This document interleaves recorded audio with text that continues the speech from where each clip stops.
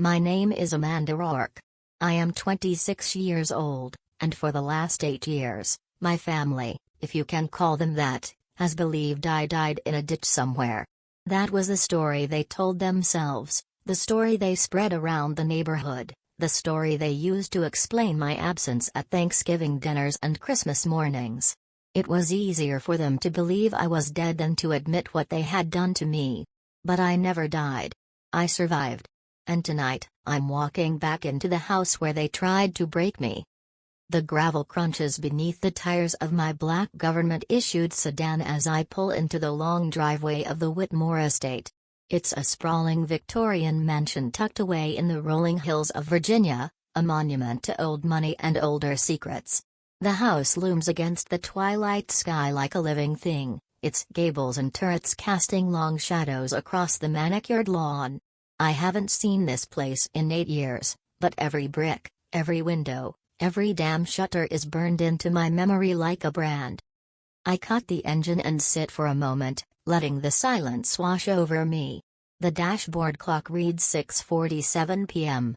The engagement party is in full swing. I can see the warm glow of chandeliers through the French doors, the silhouette of caterers moving like shadows across the windows.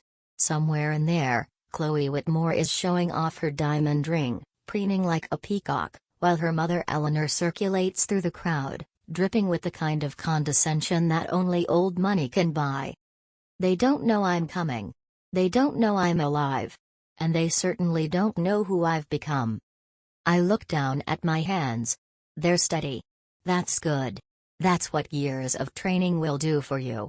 But I can feel the old memories creeping up my spine like cold fingers, threatening to drag me back to that attic, to that darkness, to that girl who spent her nights staring at the stars through a crack in the ceiling, wondering if anyone in the world would ever see her. Let me tell you how it started. I was 16 years old when my mother died. It was a Tuesday, the kind of gray, drizzly Tuesday that feels like the universe is apologizing for existing. My mother, Elaine Rourke, had been sick for a long time, cancer, the slow kind that eats you from the inside out while you pretend everything is fine. She didn't tell me how bad it was until the end. She didn't want me to worry. She was that kind of mother, the kind who would rather carry the weight of the world on her shoulders than let her daughter feel a single ounce of pain. But the weight was too heavy. And eventually, it crushed her. I remember standing in the hospital room, holding her hand as the machines beeped their slow, steady death march. Her fingers were cold, so cold, and her skin had that translucent quality that dying people get, like you could see the light starting to drain out of them. She squeezed my hand one last time, and she said, "Amanda, I need you to be strong. I need you to remember that you are made of sterner stuff than you know." Those were her last words. Made of sterner stuff. I've held on to those words like a lifeline, repeated them to myself in the dark moments when I thought I couldn't go on. The funeral was small. My mother didn't have many friends. She was a quiet woman, a librarian, the kind of person who found comfort in books and silence. I stood at the graveside, alone, watching them lower her casket into the cold Virginia earth, and I felt something inside me shatter. It wasn't just grief. It was fear. Because I knew what came next. My mother had been estranged from her cousin Eleanor for years. I never knew exactly why, something about an inheritance dispute, something about a betrayal that my mother never fully explained. But with no other living relatives, the courts decided I would go to Eleanor. It was that or foster care. And Eleanor, oh, she made sure the courts knew she was doing me a favor. She stood in that sterile courthouse, dabbing her eyes with a handkerchief, and told the judge how she would take me in, how she would raise me like her own. What a performance! She deserved an Oscar for that performance. The first night I arrived at Whitmore Manor, I was carrying a single suitcase, the same one I'd packed for the hospital visits. Eleanor and Chloe were waiting in the foyer. Chloe was 17, a year older than me, and she already had that look, the look of a predator sizing up prey. She was wearing a designer dress, her hair perfectly curled, and she regarded me with the kind of bored disdain that rich people reserve for charity cases. "So this is the charity case," Chloe said, not bothering to lower her voice. "Mom, she's wearing jeans. I thought you said she was a library girl." "Chloe, be nice," Eleanor said, but there was no warmth in her voice. She stepped forward and looked me up and down like I was a piece of furniture she'd inherited. "Amanda, welcome. I'm sure you're exhausted from your journey. I'll show you to your room." My room. That's what they called it. But it wasn't a room. It was an attic. I remember standing at the base of the narrow staircase that led up to the third floor, looking at the steep wooden steps that disappeared into darkness. The air was thick with dust and the smell of old cedar. There was no railing, no light switch, just a pull chain hanging from a bare bulb that flickered weakly when Eleanor tugged it. "This is where you'll be staying," she said, gesturing grandly at the cramped space above. "It's secure, private, and perfect for a young girl who needs to focus on her studies. I'm sure you'll find it cozy." Cozy. That was the word she used. I climbed the stairs, my suitcase bumping against my legs, and I stepped into a space that was barely larger than a prison cell. There was a single bed with a thin mattress, a wooden desk that had seen better decades, and a small window set high in the sloped ceiling. The walls were unfinished plaster, and the floor was bare wood that groaned under my weight. "There's a lock on the door," Eleanor said from the bottom of the stairs. "For your safety, of course. We wouldn't want anyone wandering in and disturbing you at night. I'll lock it from the outside, just to be safe. You understand, don't you?" I understood. I understood that I was a prisoner. For the next 2 years, that attic became my world. Every night, Eleanor would climb the stairs and turn the lock, sealing me in like a bird in a cage. During the day, I was allowed out to attend school and to complete my chores, cooking, cleaning, running errands for Chloe. But at night, I was locked away, alone with my thoughts and the darkness. At first, I thought it was temporary. I thought maybe Eleanor just needed time to trust me, to see that I was a good girl, that I wasn't trouble. But the months dragged on, and the pattern never changed. The lock clicked shut every night at 9 p.m., and I was left to stare at the ceiling and wonder if I would ever escape. Chloe made my life a living hell. At school, she spread rumors that I was unstable, that I had problems, that I was dangerous. Teachers looked at me with suspicion. Other students avoided me. I became the pariah, the weird girl with the tragic backstory and the crazy eyes. Chloe would smile at me in the hallways, that predator's smile, and whisper, "Don't worry, Amanda. One day, you'll be locked up for good. It's only a matter of time." She and her friends would leave notes in my locker, cruel notes, telling me to kill myself. They'd trip me in the cafeteria, spill drinks on my homework, take pictures of me when I wasn't looking and post them online with captions about how pathetic I was. And every night, I'd come home to Eleanor, who would look at me with that cold, calculating gaze and ask, "Did you cause any trouble today, Amanda? Did you embarrass the Whitmore name?" I never caused trouble. I never fought back. I just kept my head down and survived. But something else was happening inside me. A fire was being kindled in the darkness of that attic. I wasn't just surviving anymore. I was planning. It was a Thursday night, 3 months into my captivity, when I made the discovery.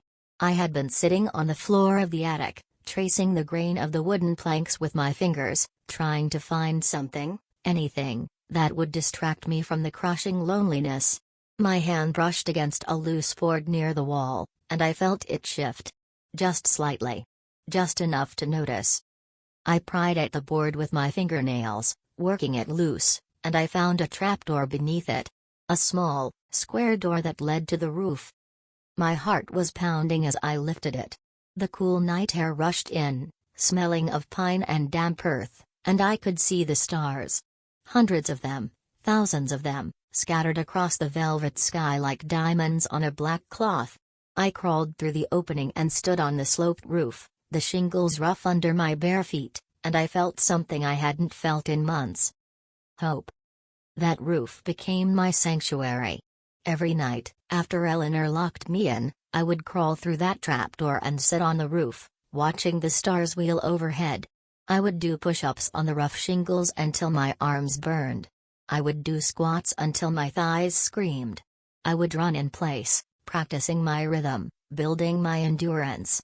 I had no equipment, no training, no guidance.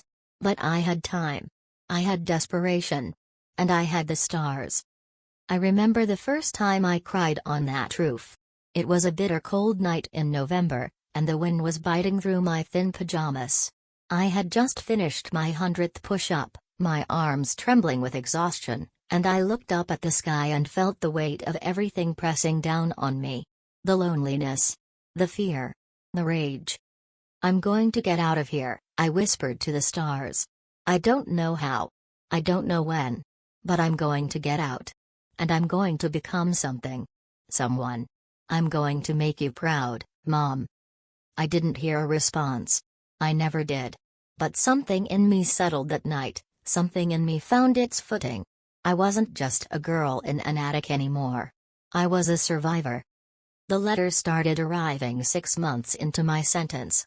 My mother had always talked about the military. It was our dream, our shared vision. She used to tell me stories about her father, my grandfather, who had served in World War II. He had been a paratrooper, one of the first, and he had survived the drop at Normandy. He never talked about the war, not really, but he had a way of looking at the horizon that made you understand he had seen things, terrible things, and had come out the other side stronger. "Service is noble, Amanda," my mother used to say. "It's not about fighting. It's about protecting. About standing in the gap so others don't have to. You have that in you, I know you do." So when the recruitment letters started arriving, I seized on them like a drowning woman grabbing a life preserver. The Army, the Navy, the Air Force, they all offered different futures, but they all offered the same thing, a way out. But Eleanor and Chloe had other plans. I remember the first time I saw one of those letters in Eleanor's hands. I had come down for dinner, and she was sitting at the kitchen table with a knowing smile, a white envelope held between her fingers. "Amanda," she said, her voice dripping with false concern. "I found this in the mailbox. It's addressed to you. The Army, it seems, is interested in your services." My heart leaped. "That's mine," I said, reaching for it. "It's for me, Eleanor. Please give it to me." She pulled it back, shaking her head. "Oh, Amanda. You poor, naive thing. Do you really think the military would want someone like you? Someone unstable? Someone who couldn't possibly handle the stress?" "I'm not unstable," I said, my voice trembling. "That's just what Chloe tells people. It's not true." Eleanor smiled that cold smile. "Chloe tells people what she knows to be true. She has a good eye for character. And your character, Amanda, is deeply flawed. The military would chew you up and spit you out. I'm doing you a favor by protecting you from that." She tore the letter in half. Then in half again. And she dropped the pieces into the trash can, where they settled among the coffee grounds and eggshells. That night, I cried on the roof. But this time, the tears were different. They were tears of sadness. They were tears of fury. The trapdoor became my salvation in more ways than one. Not only did it give me a place to train, it gave me a way to intercept the mail. Eleanor had started hiding the recruitment letters in a shoebox in her closet. I had discovered that by accident when I was cleaning her room. But she couldn't hide them from me. Not when I had the roof. Every week, I would climb down from the attic, tiptoe through the darkened house, and retrieve the letters from Eleanor's closet. I would read them by the light of the moon, savoring every word, every promise of escape. And then I would hide them in my own secret place, a hollowed-out book on my attic shelf. They were my lifeline. They were my proof that the world existed outside of Whitmore Manor, that there was a future waiting for me if I could just hold on. I trained harder after that. I did push-ups, sit-ups, squats, and pull-ups on the roof's rafters. I practiced running in place for hours, building my cardio. I memorized the recruitment pamphlets, learning the requirements, the training schedules, the career paths. I imagined myself in uniform, strong and capable, a warrior forged in fire. And every night, I looked up at the stars and I whispered to my mother, "I'm coming for you. I'm going to make you proud." 2 years passed in that attic. 2 years of locks and lies, of whispered cruelty and silent endurance. And then, on my 18th birthday, I did what I had been planning to do for 2 years. I walked out of that house and I never looked back. It wasn't dramatic. There was no showdown, no screaming confrontation. I simply packed my bags, the same single suitcase I had arrived with, and I walked down the narrow staircase one last time. Eleanor was in the kitchen, reading a magazine. She barely looked up. "Where are you going, Amanda?" she asked, her voice bored. "I'm leaving," I said. "I'm 18 now. You can't keep me here." She laughed. It was a dry, brittle sound, like dead leaves skittering across pavement. "Leaving? To do what? Work at a gas station? Find a man who'll put up with you? Don't make me laugh, dear. The world is a harsh place for girls like you." "The world is a harsh place for everyone," I said. "I'll manage." I walked out the door and I didn't look back. I walked to the nearest bus stop, a mile down the gravel road, and I took the bus into the city. I had saved money from my odd jobs, hidden in the hollowed-out book, enough to get me to the recruitment center. It was a small, nondescript building in a strip mall, but to me, it was a cathedral. I walked in wearing my frayed jacket and my worn-out sneakers, my hair a mess, my eyes dark with exhaustion and determination. The recruiter, a kindly woman with a buzz cut and a no-nonsense demeanor, looked me up and down with a skepticism that quickly turned to respect. "You're a tough one," she said after I'd finished my tests. "The physical scores are solid. The aptitude tests are exceptional. But I have to ask, have you had any trouble? Any mental health issues? I see from your file that there are notes from a school guidance counselor suggesting instability." "Those notes are lies," I said, my voice steady. "I was in a bad situation. I'm out now. I'm ready to serve." She looked at me for a long moment, her eyes searching mine. Then she nodded. "All right, Amanda. Welcome to the United States Army." 8 years. That's how long it took for me to rebuild myself from the broken girl in the attic into the woman I am today. The first year was the hardest: basic training, advanced training, the relentless physical and mental demands of becoming a soldier. But I thrived. The darkness in me had been forged into steel. The loneliness had been transformed into resilience. I became an aerial reconnaissance specialist, a position that required sharp eyes, sharper instincts, and the ability to operate under immense pressure. I flew missions over hostile territory, gathering intelligence that saved lives. I coordinated with ground teams, providing them with the eyes they needed to navigate dangerous environments.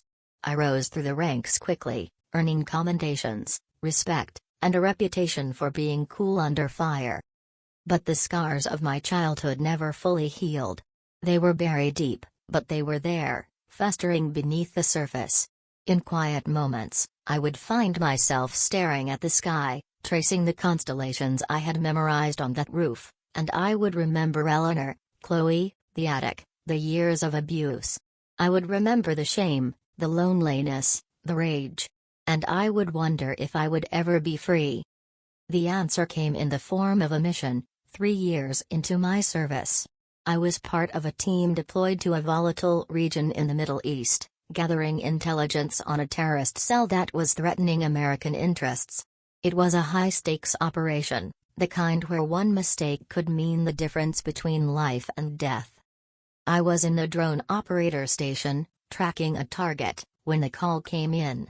A team of soldiers was pinned down in a hostile village, under heavy fire, and they needed immediate air support. I analyzed the terrain, located the threat, and coordinated a precision strike that neutralized the enemy and allowed the team to evacuate. I didn't think much of it at the time. It was just another mission, just another day on the job. But months later, I received a letter from a retired general, a man named William Whitmore, no relation to Eleanor, just a coincidence of surnames. He had been the father of one of the soldiers I'd saved, a young lieutenant who had been pinned down in that village. The general was writing to thank me, to tell me that his son had made it home alive, had gotten married, had started a family. "You saved a life that day," the general wrote. "A life that continues to matter, to love, to contribute. I cannot express my gratitude in words, but please know that you have made a difference. You have made a family whole." I read that letter a dozen times.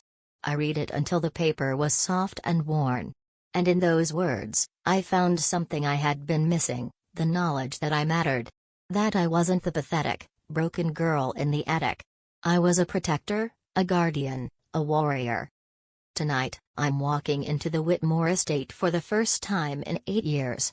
The house looks exactly the same sprawling Victorian architecture, the same manicured hedges, the same ostentatious display of old money. But I'm not the same person who left this house. I'm not the frightened girl in the frayed jacket. I'm someone else entirely. The front door is unlocked, the party in full swing. I step inside, and the noise of the gathering washes over me. Conversations, laughter, the clink of champagne glasses. The foyer is filled with people in formal attire, their faces bright with the easy confidence of the wealthy. I scan the crowd and I find her. Chloe. She's standing near the fireplace, a glass of white wine in her hand, her dress a stunning creation of silk and sequins that probably cost more than most people's cars.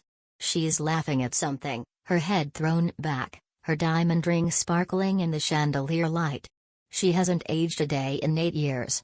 She still has that predator's smile. And Eleanor.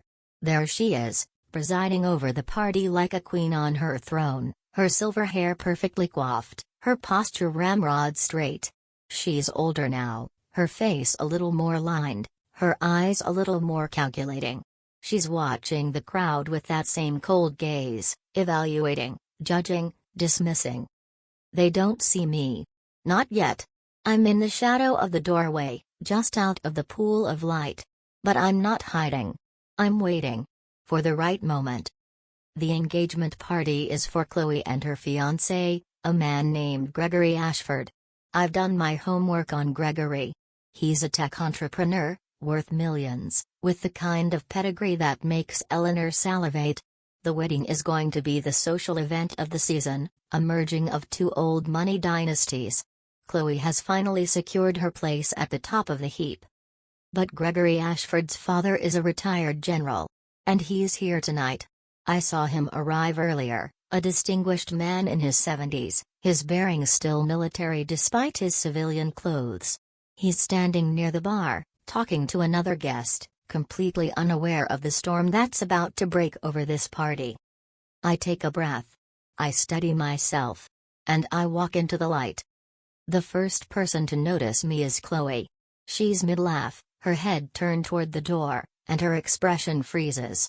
The laugh dies in her throat. She blinks, then blinks again, as if she can't quite believe what she's seeing. "Amanda," she says, her voice high-pitched and disbelieving. "Amanda Rourke?" The name ripples through the crowd like a stone dropped in water. Heads turn. Conversations falter. I feel the weight of dozens of eyes settling on me, assessing me, trying to place me in the hierarchy of this gathering. Eleanor steps forward, her face a careful mask of composure. She's a master of social grace, after all. She won't let this public disruption rattle her. "Amanda," she says, her voice smooth and controlled. "What a surprise. We thought you'd run off to join the circus or something. It's been so long, dear. You look different." "I've had time to grow up," I say, my voice calm. "Time to become something." Chloe recovers quickly. She steps forward, her predator's smile back in place. "Amanda, you can't just show up like this. This is my engagement party. This is a private event. No one invited you." "I know," I say. But I came to congratulate you. And to make an appearance.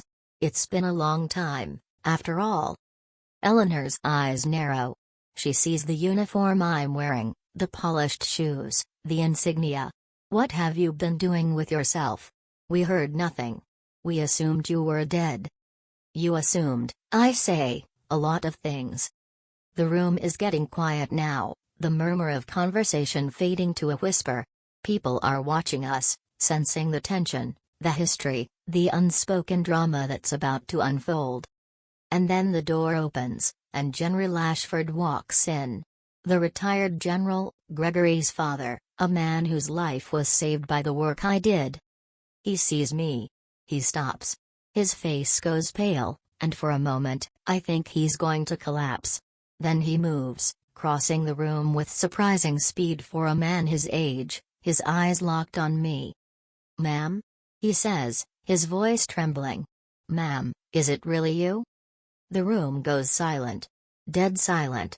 Everyone is staring at this distinguished, decorated general, this titan of the military world, as he approaches a young woman in a uniform.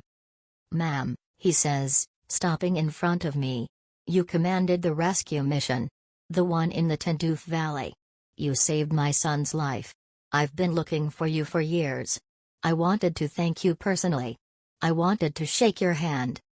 He extends his hand, but then he stops himself. He snaps to attention, his hand rising in a crisp, respectful salute. In front of the whole party, in front of his family, in front of Chloe and Eleanor, he salutes me. "Thank you," he says, his voice thick with emotion. "Thank you for bringing my son home." I return the salute. It's a reflex, automatic and precise. "It was an honor, General. Your son is a fine soldier.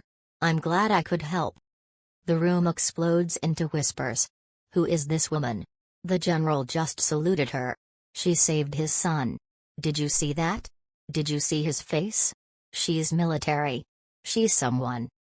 Chloe is staring at me, her face slack with shock.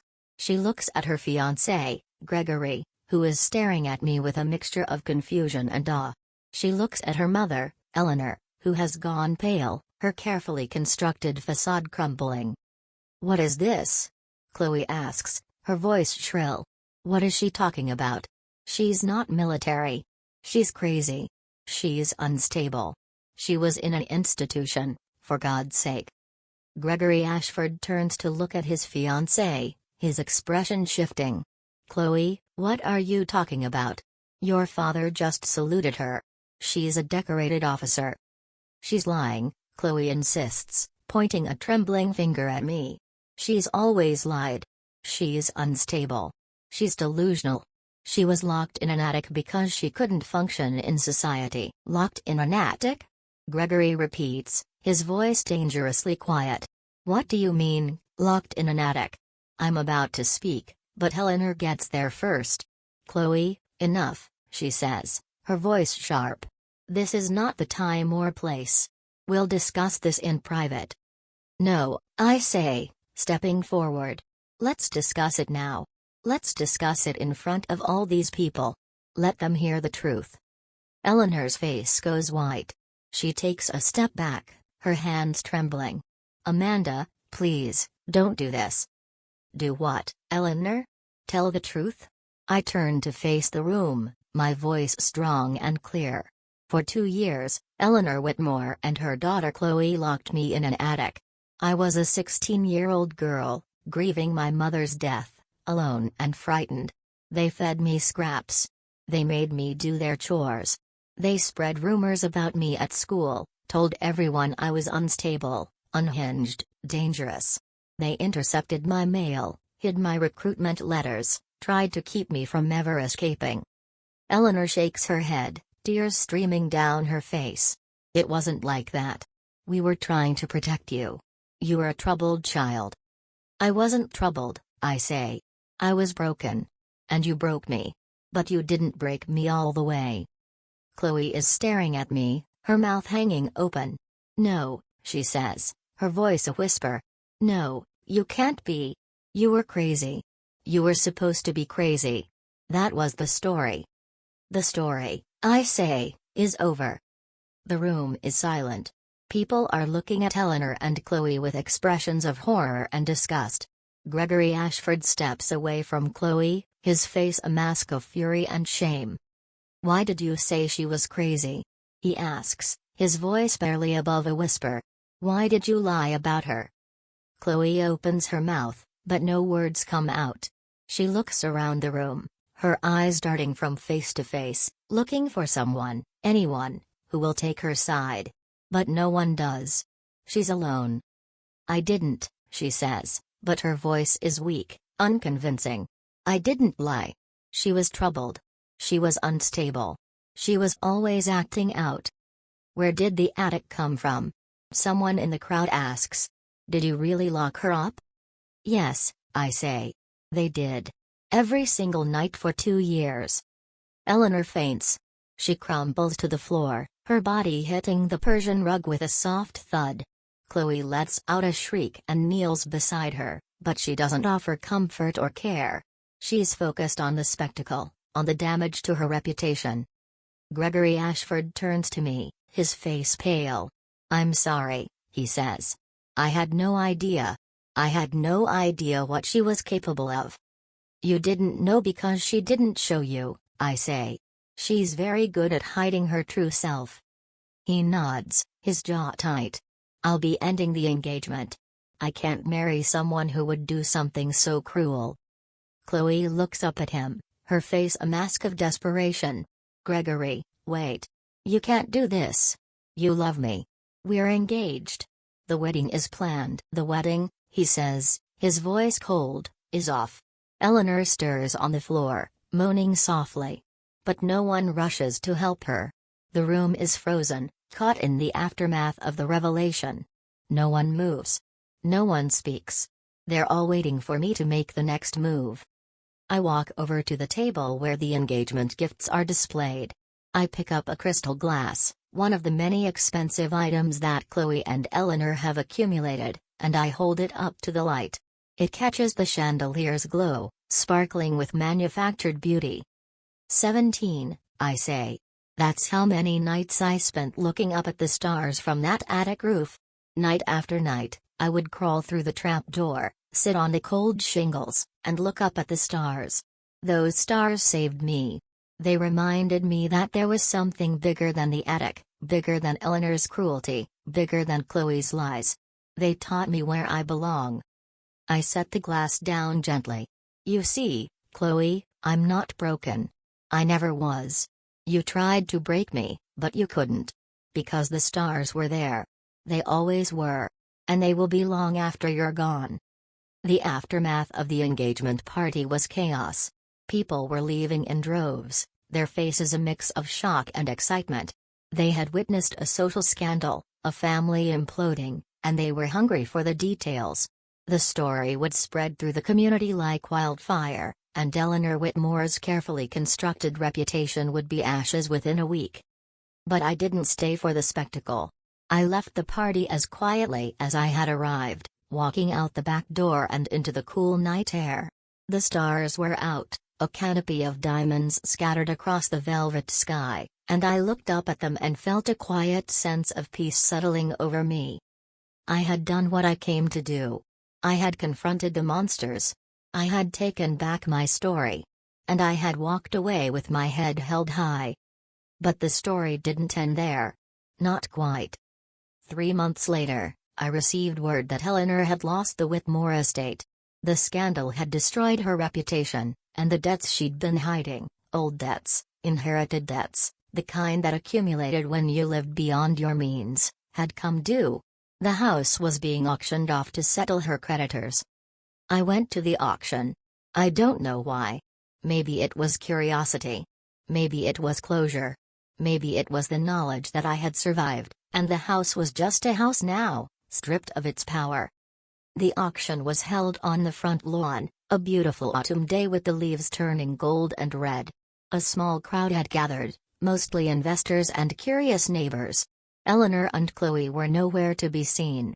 They had fled the state, I was told, moving to some anonymous town where their past couldn't follow them. I bid on the house.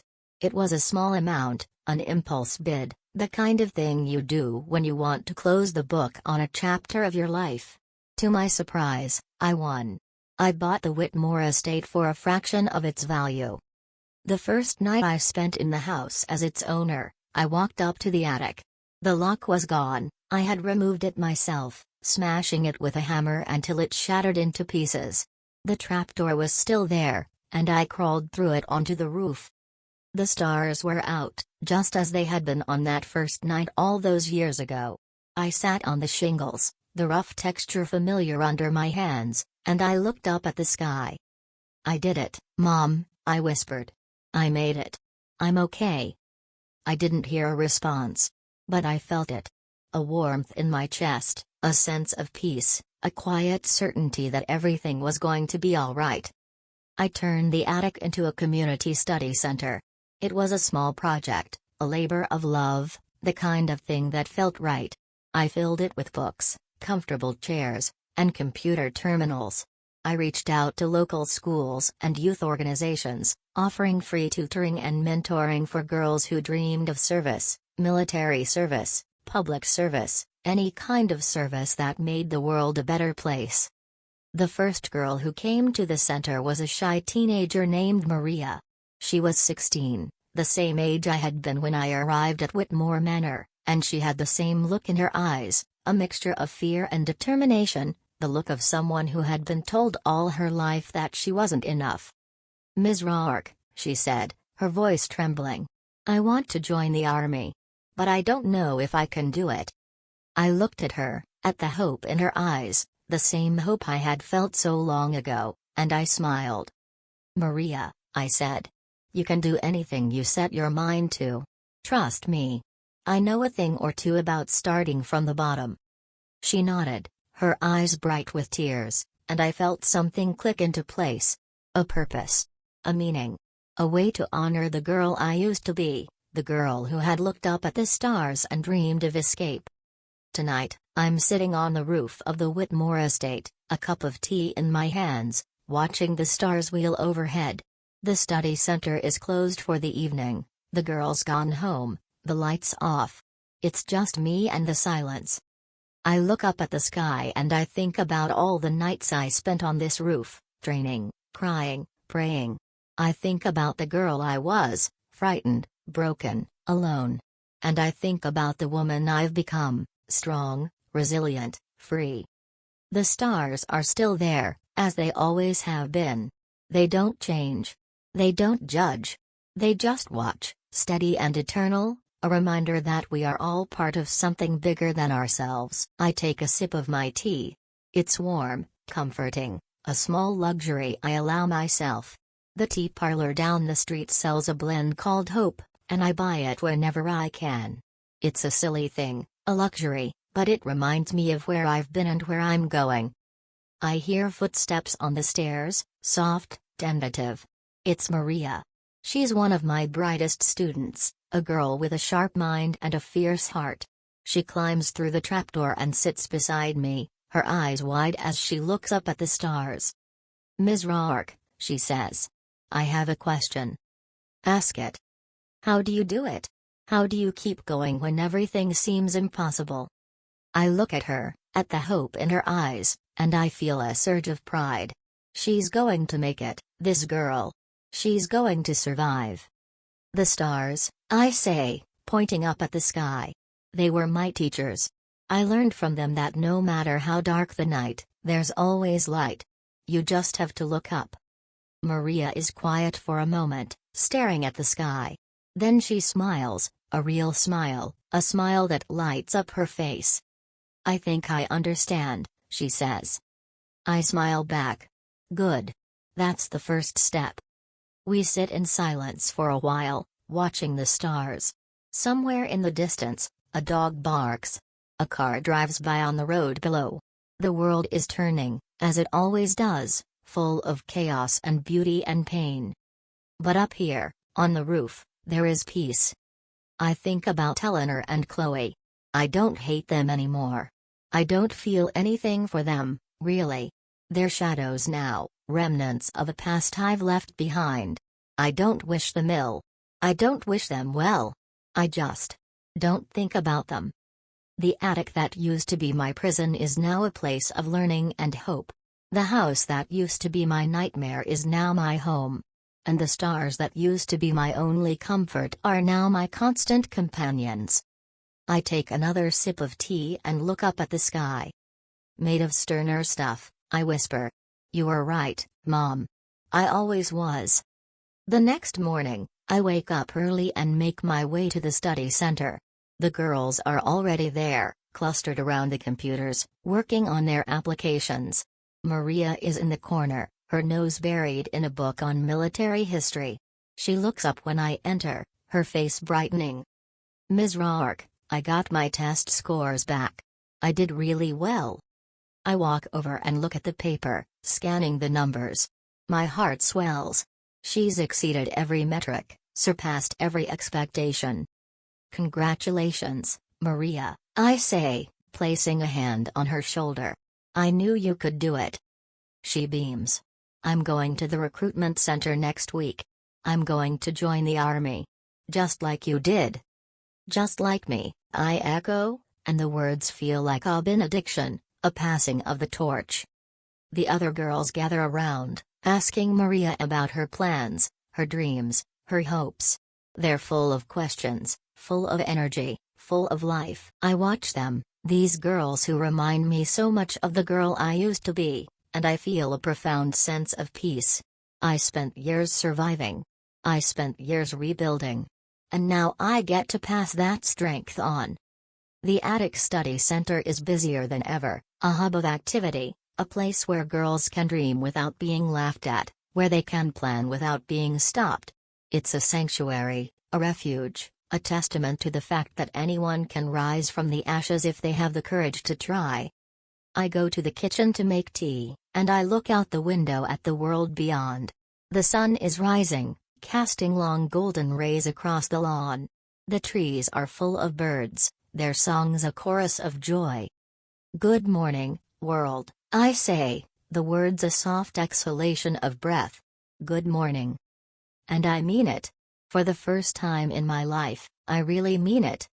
There's a moment that stays with me, a single moment that defines everything I've become. It was a cold winter night, 3 years after I'd left the attic, and I was on a training mission in the high desert. The sky was black, empty of clouds, and the stars were out in full force, bright and sharp against the darkness. I was lying on my back on the cold sand, looking up at the same stars I'd seen from the attic roof, and I felt a connection to that girl, that broken, frightened girl who had thought she had nothing to offer the world. I realized, lying there on the sand, that I had something to give. I had a story. I had a purpose. And I had a duty, not just to myself, but to every girl out there who was locked in an attic, trapped in a life she didn't choose. I am not the girl I used to be. I'm stronger now, wiser, more resilient. I carry the scars of the past with me, but they don't define me. They remind me of where I've been and how far I've come. And I will never stop fighting. Not for myself, but for the others. For the girls who need a guiding light, a hand to pull them out of the darkness. The final scene, I'm standing on the lawn of Whitmore Manor, a warm breeze rustling the leaves of the old oak tree. The sun is setting, painting the sky in shades of purple and orange. The birds are singing, and the air smells of honeysuckle and freshly cut grass. Maria is walking up the driveway, her hand clutching a letter. She's beaming, her eyes bright with unshed tears. I got in, she says, holding out the letter. I got accepted. I'm going to basic training. I take the letter, scanning the official words, the confirmation that her dream is becoming a reality. I feel a surge of pride, a swelling in my chest that makes me want to cry. Congratulations, Maria. I'm so proud of you. She throws her arms around me, hugging me tightly. Thank you, she whispers. Thank you for everything. I return the hug, feeling the warmth of her embrace, the hope in her heart. You did this, Maria. You did all of it. I was just here to show you the stars. We break apart, and she looks up at the sky, the same sky I've been looking at for years. The stars are just beginning to appear, faint pinpricks of light against the deepening blue. "I'll always remember this," she says. "I'll always remember you.